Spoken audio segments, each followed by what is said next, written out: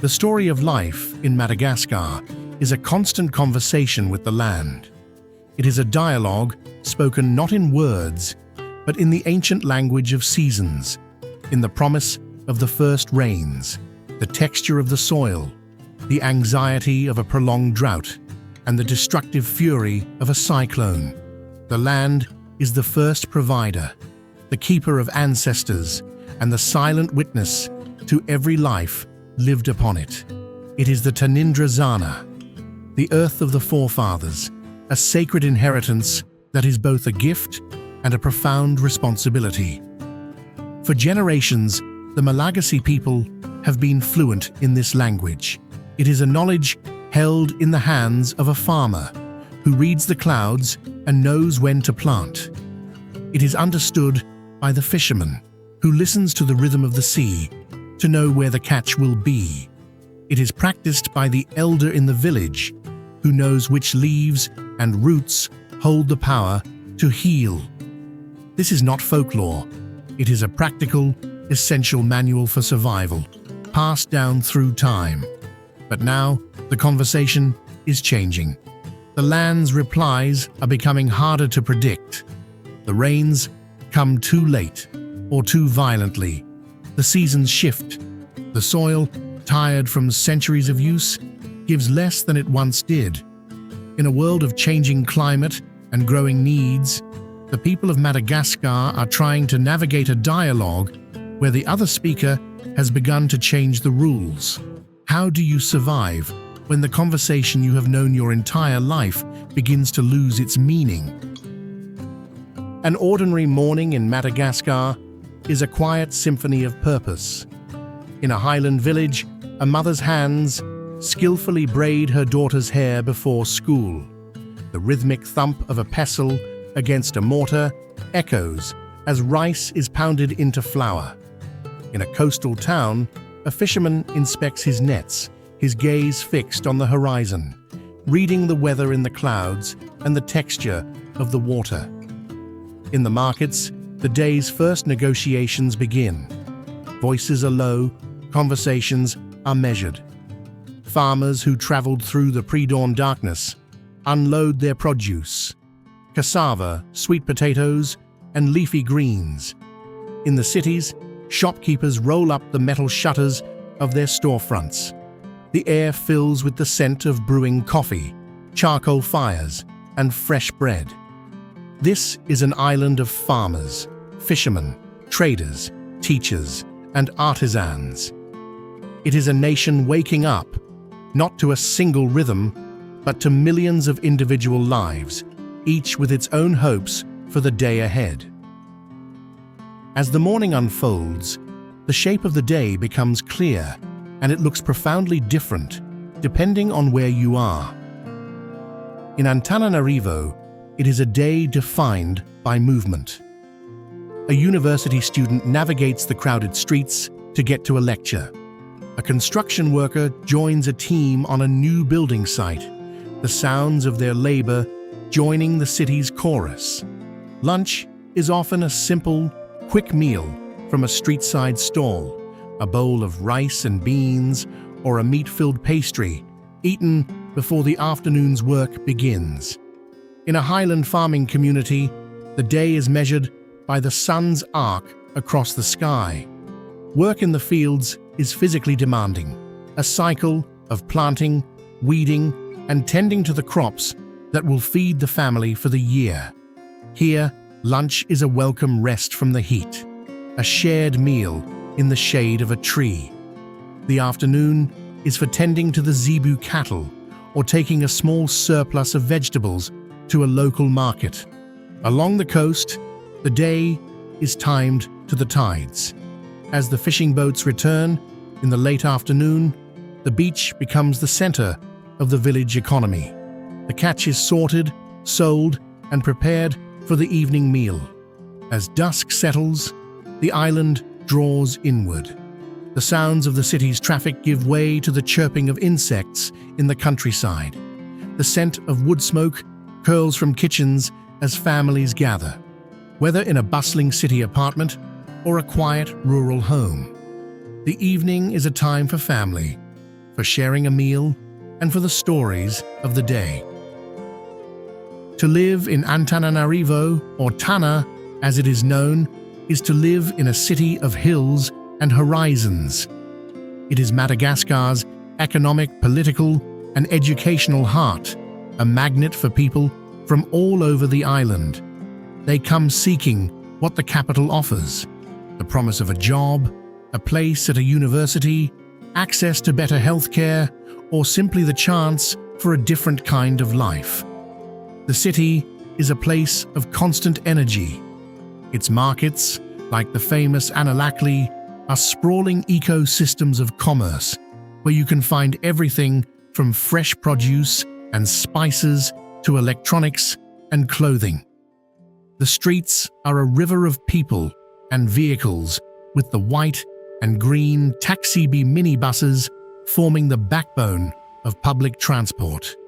Getting across the city during peak hours is a test of patience, a slow journey through streets that were never designed for this volume of traffic.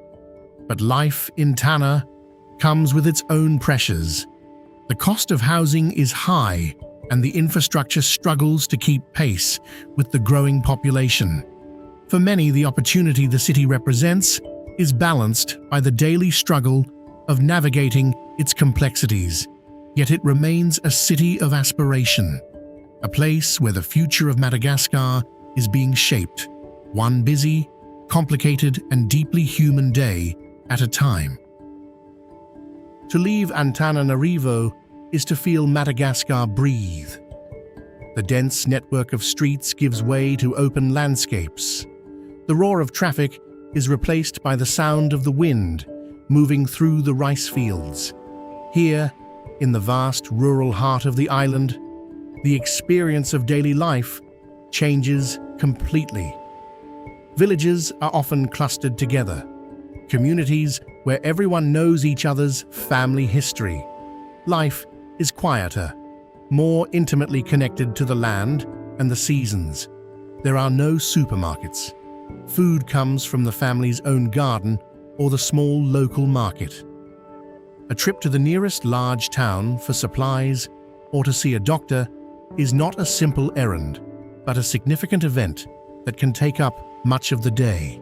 This is not a romanticized, unchanging world. Rural communities face immense challenges, from unpredictable weather to limited access to services. But it is also a world of profound self-reliance and deep community bonds. When a family needs help, it is the neighbors and relatives who are the first to arrive. Here, wealth is not measured in money, but in the health of one's family, the productivity of one's land, and the strength of one's community. In Madagascar, you cannot talk about life without talking about rice. It is more than just food. It is the cultural and economic bedrock of the nation. The Malagasi people have one of the highest rates of rice consumption in the world. To say you have not eaten rice is to say you have not truly eaten at all. The cultivation of rice has shaped the landscape itself, particularly in the Central Highlands, where these intricate terraces have been maintained for centuries. The work is laborious, done almost entirely by hand, and is often a collective effort involving the entire family. The harvest is a time of both relief and anxiety. A good harvest means food security for the year ahead. A poor one can mean hardship for millions of households. The price of rice in the market is a daily topic of conversation, a barometer of the nation's economic health. It is the single biggest expense for most families. When its price rises, every other part of the household budget is squeezed. From the fields where it is grown to the table, where it is shared, rice is the thread that connects the land, the economy, and the heart of every Malagasi family. While rice is the foundation of life, Madagascar's rich soil produces other treasures that connect the island to the rest of the world. This is one of the world's most important sources of vanilla, a spice that commands a high price in international markets. But the story of vanilla begins not in a luxury kitchen, but here, in the hands of a farmer. Each flower opens for only one day and must be pollinated by hand. It is a painstaking process that determines the success of the entire crop. After months of careful cultivation, the beans are harvested, cured, and dried, a long and skilled process that develops their rich aroma. For the farming families who grow it, vanilla represents a vital source of cash in a largely subsistence economy. But it is a volatile market. The price they receive can fluctuate dramatically from one year to the next, making their income precarious. The journey of this luxury spice highlights a common reality for many Malagasi farmers. Their hard labor is the first and often least rewarded step in a long global supply chain. In the fields and on the roads of rural Madagascar, the zebu is a constant presence. This unique breed of cattle is far more than just livestock. It is a symbol of wealth, a source of power, and a sacred link to tradition and the ancestors.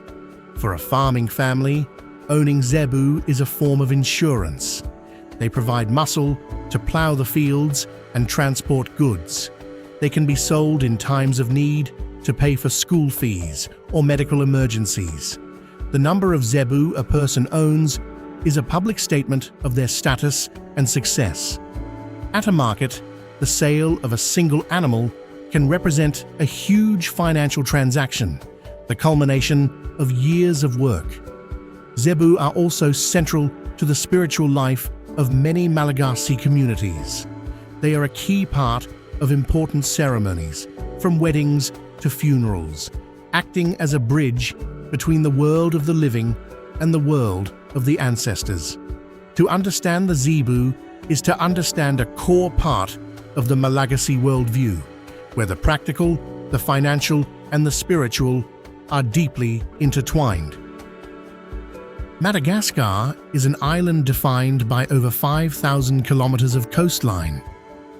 For the communities that live along its shores, life faces not inward toward the land, but outward toward the vast expanse of the Indian Ocean. Here, the rhythm of the day is set by the wind and the tides. For generations, these fishermen have used traditional methods, relying on an intimate knowledge of the sea, passed down from father to son. They know where the reefs are, where the currents run, and where the fish will be. It is a life of freedom, but also of risk. The weather can turn quickly, and the catch is never guaranteed. The return of the boats transforms the beach into a marketplace.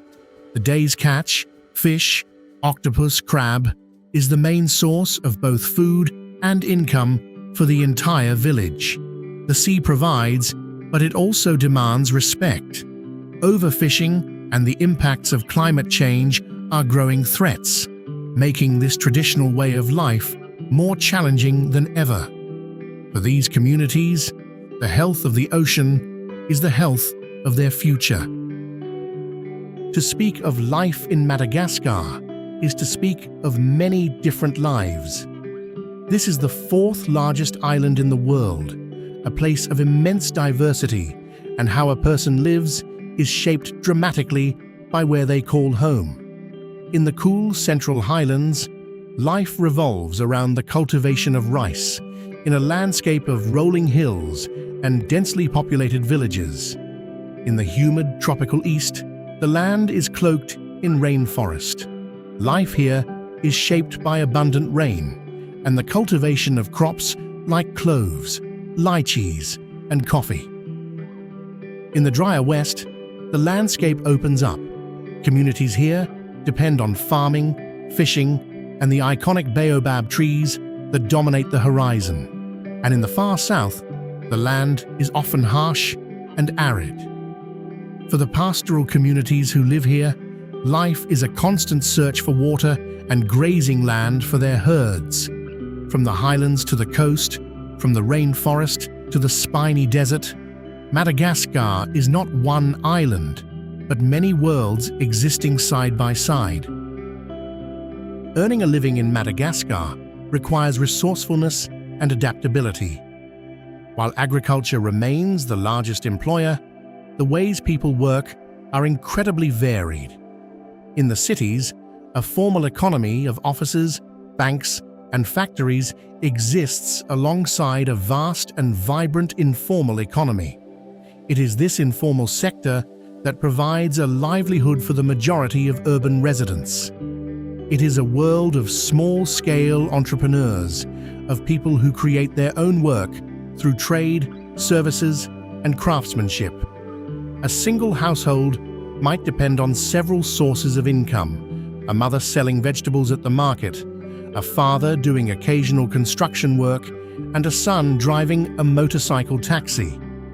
This diversification is a strategy for survival in an economy where stable, salaried jobs are scarce.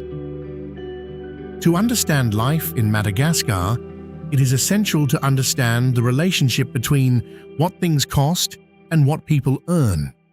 A visitor might see the prices and think things are inexpensive, but for a local family, the reality is very different. The cost of a day's worth of rice for a family can consume a significant portion of a day's wages. Add to that the cost of cooking fuel, vegetables, transportation to work or school, and perhaps a little mobile phone credit. There is often very little left over. When the price of rice or charcoal increases, even by a small amount, it has an immediate impact on millions of families. Managing a household budget requires careful planning and difficult choices every single day. It is a constant balancing act between what is needed and what can be afforded. The market is the heart of Malagasi life. It is more than just a place to buy and sell. It is the engine of the local economy and the center of the community's social world. Here, the entire supply chain of the nation is made visible. Products travel from remote farms to urban centers, passing through many hands along the way.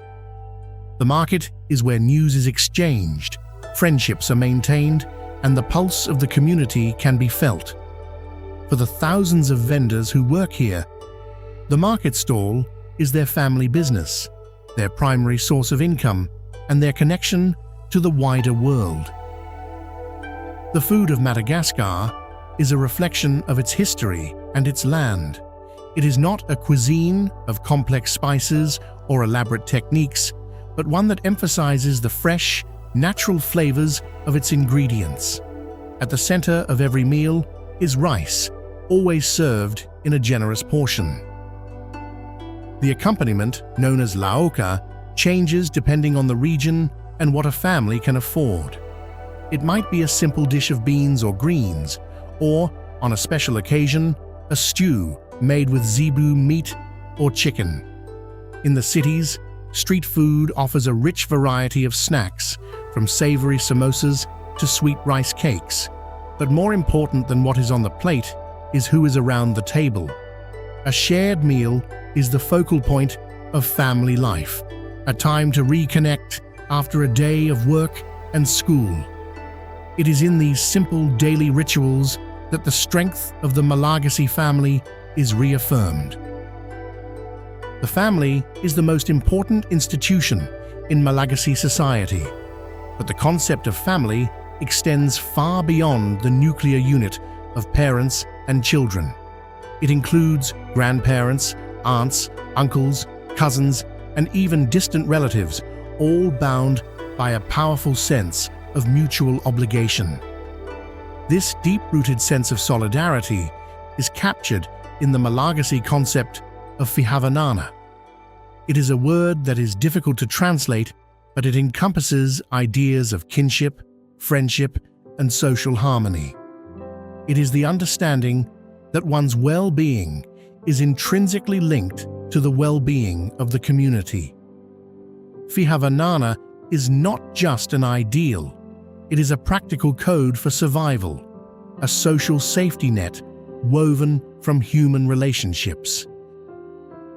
The identity of the Malagasi people is a unique blend of Southeast Asian and African influences, a legacy of the island's first settlers who crossed the Indian Ocean centuries ago. This dual heritage is reflected in the language, the music, and the spiritual beliefs of the people. Central to the traditional worldview is the profound respect for ancestors. For many, the ancestors are not gone, but remain a powerful presence in the lives of their descendants.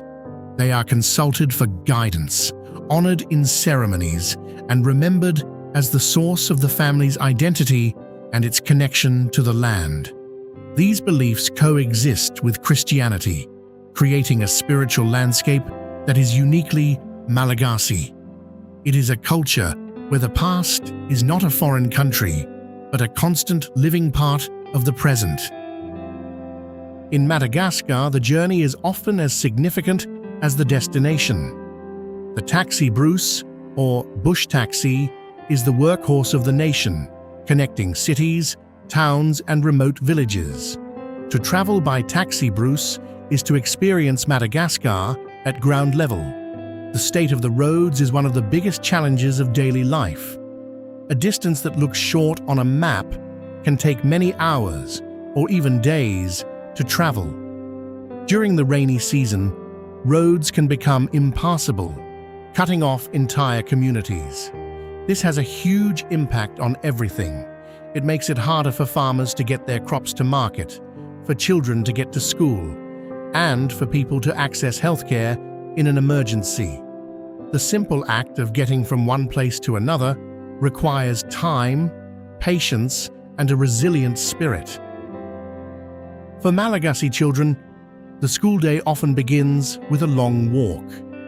Education is seen by parents as the greatest opportunity they can give their children, a path to a different future.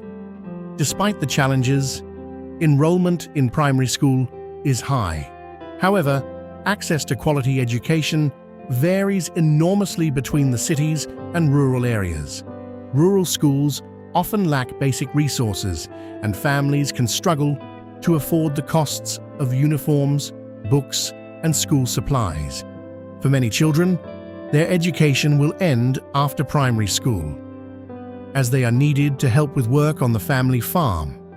Yet for those who are able to continue, the dream is often the same: to find a good job, to help their families, and to contribute to their country. Madagascar is not a country frozen in time. It is a nation with a young population, full of energy and ambition, navigating a world where tradition and modernity exist side by side. In the cities, a connected generation is emerging, shaped by the internet, social media, and global culture. They are aspiring to be doctors, engineers, artists, and business owners. They face challenges their parents never did, but also have access to opportunities that were once unimaginable. Many feel the pull of the city, while others are finding innovative ways to create opportunities in their home villages. They are the generation that holds the delicate balance of Madagascar's future in their hands, striving to build a modern nation while holding on to the cultural identity that makes them uniquely Malagasi. When a family member gets sick, the path to getting care can be difficult. In Antananarivo and other large cities, there are hospitals and private clinics. But for the majority of the population living in rural areas, access to healthcare is limited. The nearest health center can be many kilometers away, a journey that is both costly and time-consuming. Many rely on traditional healers and local remedies. While the government and NGOs are working to improve access, the reality for many is that distance and cost remain significant barriers to receiving modern medical treatment. It is a stark reminder of how geography can determine a person's quality of life. In many parts of the world, water is as simple as turning on a tap. But in the arid south of Madagascar, it is a precious resource that shapes the entire day. Here, prolonged droughts, made worse by climate change, have created a chronic water shortage. The daily task of collecting water often falls to women and children, a journey that can take several hours. This is time that cannot be spent in school or on other productive work. The lack of water affects everything. It limits the crops that can be grown. It threatens the health of livestock, and it impacts the health of the community. For the people of the South, life is a daily lesson in resilience, a testament to their ability to survive in one of the island's most challenging environments. Madagascar's natural world is legendary. It is a treasure trove of biodiversity, home to thousands of species found nowhere else on Earth. This extraordinary natural heritage is a source of national pride and a draw for visitors from around the globe. But the future of this wildlife is inextricably linked to the people who live alongside it. For the rural communities living near protected areas, the forest is not an abstract concept. It is their traditional source of wood, medicine, and land. Conservation efforts are most successful when they recognize this reality, working with local people to create sustainable livelihoods that do not depend on clearing the forest. The challenge is to find a balance where both people and nature can thrive, ensuring that Madagascar's greatest treasure can be preserved for future generations. To paint a true picture of life in Madagascar is to acknowledge the immense challenges its people face. Low household incomes and the rising cost of food create constant pressure on families. The infrastructure, from roads to the electricity grid, is in urgent need of investment. Access to quality education and healthcare remains a major hurdle for a large part of the population, and the island's vulnerability to the effects of climate change, from droughts to cyclones, adds another layer of uncertainty to daily life. But to define Madagascar only by its challenges would be to miss the most important part of the story. This is not a narrative of passive suffering. It is a story of active resilience, of people who face these difficulties with ingenuity, hard work, and an enduring sense of hope. Each year, as the cyclone season arrives, a sense of apprehension settles over the island, particularly along the eastern coast. Madagascar lies directly in the path of storms that form over the Indian Ocean. For communities here, preparing for a cyclone is a familiar and necessary ritual. A powerful storm can undo years of work in just a few hours. It can destroy homes, wipe out a season's harvest, and damage the roads and bridges that connect communities to the outside world. For a farming family, losing their crops can mean losing their food and income for the entire year. Recovery is slow and difficult, but it is always a collective effort. In the wake of the storm, the spirit of Fihavanana, of community solidarity, is what helps people to rebuild and start again. After seeing the difficult roads, the economic pressures, and the force of nature, a question remains. Why do people stay? Why do they continue to build their lives in such a demanding place? The answer cannot be found in economics or convenience. It is found in a feeling, a deep and powerful sense of belonging. It is the unbreakable bond of family. It is the comfort of knowing the names of everyone in your village. It is the connection to the land where your ancestors are buried, a land that holds your stories and your memories. It is the taste of the rice you grew yourself, the sound of your mother tongue, the shared laughter around an evening fire. For a young person in the capital, the answer might be about building a new future in the only home they have ever known. For a farmer in the highlands, it is about a connection to the land that has sustained their family for generations. For a fisherman on the coast, it is the freedom of the sea. There is no single answer, because there is no single Malagasi experience. In a world that is constantly moving faster, Madagascar remains a place of profound human connection. It is a reminder that a meaningful life is often built from the most essential things, from the land, from the sea, and from each other. The island's famous lemurs and ancient baobabs are indeed a wonder. But perhaps the most remarkable story Madagascar has to tell is that of its people. The millions who, with resilience, dignity, and grace, build their ordinary lives in one of the most extraordinary places on Earth.